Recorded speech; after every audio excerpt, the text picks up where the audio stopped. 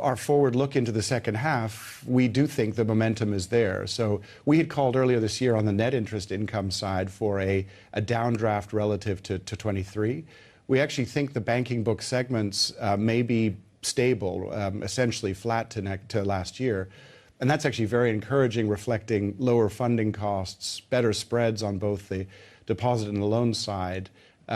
Still more sluggish loan growth than we'd like to see, but overall an encouraging picture.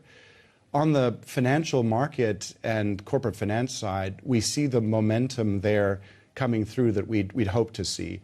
Our origination and advisory business doubled year over year. We've captured some market share there as well. And like the other banks, we see the pipeline building into the second half into 25. And so all of those sort of drivers looking into the second half look quite positive to us.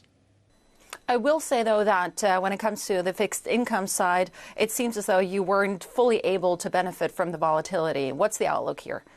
Well, the outlook, I think, again, looks pretty good. We had a relatively directionless market, low volatility in the second quarter, particularly in the month of April. Investors were sort of on the sidelines.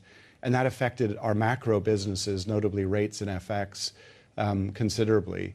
As we go into the second half of the year, I think those features may change, and there's some evidence that they have been. At the same time, our credit complex and our emerging markets businesses have done extremely well. And so we remain optimistic on both a relative and absolute basis. James, your bank, your company has been a story of capital returns like many other banks in Europe, of course. And now that you've got the litigation charge out of the way, it seems, and your capital position looks quite strong, 13.5% in terms of the key capital ratio here. What can you promise? What can you deliver in terms of additional capital returns? Well, we've laid out a very clear path to our shareholders of our expected returns over the next couple of years. We've been increasing our dividend, and we intend to continue that by 50% a year, working towards a €1 per share dividend in 26. And we're committed to continuing that path. On the share repurchase side, I mean, this year we've already returned in total above $1.5 billion. And again, we intend to keep working on our trajectory. Unfortunately, prudently, we had to sort of step back from the idea of a second repurchase this year.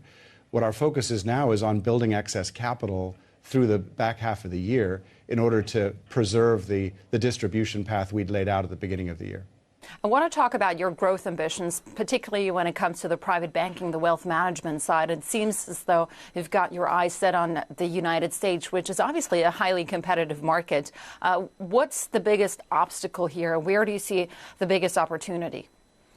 Well, look, we're a global wealth management franchise, and we've been building that business steadily for years. Obviously, we're sort of concentrated in Europe and Germany, but we have strong franchises also in Asia and the U.S. In the U.S., frankly, our business has been more oriented towards the loan side of the equation, and we think we can do more on the wealth management side with those high net worth clients in the U.S. So we think we've got a real opportunity. We don't see any real barriers to growth. It's just slow and steady building of the business and relationships with clients, and also relationship manager hiring over time.